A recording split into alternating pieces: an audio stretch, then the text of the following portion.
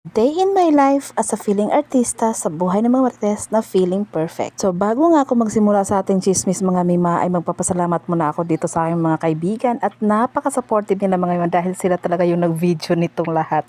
Kasi nga hindi ako nakadala ng cellphone mga mima kasi iniwan ko sa mga bata. So kung low tide ay mga mima, bago ta makaadtog Fiskade so mag-agit ta sa mga ingon aning lapok-lapok mga mima. So lugi jud kayo ni sila no, luoy kayo sila kay grabe lang antos bago sila nakaadtog Fiskade kay naglapok-lapok ng mga tiil. So by the way mga mima ay ito pala yung kaganapan namin nung Saturday. Actually mga mima ay matagal na talaga nilang gustong pumunta dito sa amin kaya nung Saturday ay pinagbigyan ko na talaga sila.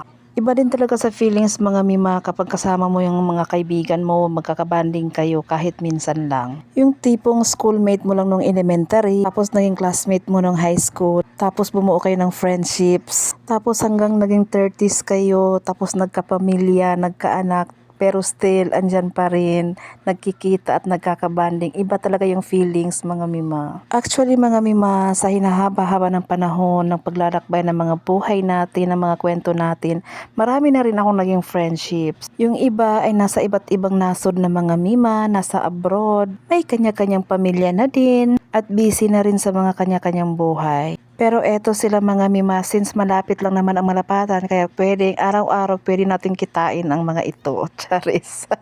So sa mga oras na nga ito mga mima ay malakas na yung ulan.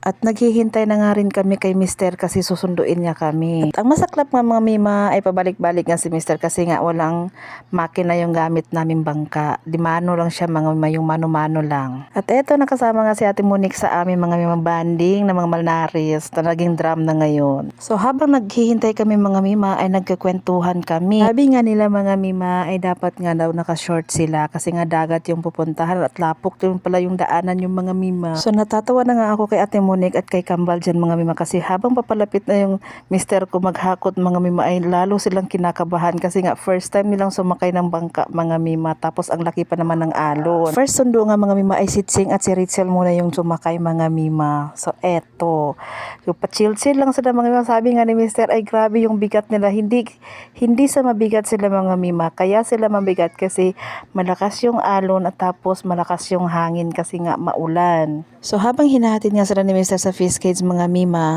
biglang naisip ni Ate Monique at ni Kambal na doon na lang daw kami uupo sa tabing dagat, hindi na kami pupunta ng Fiskades.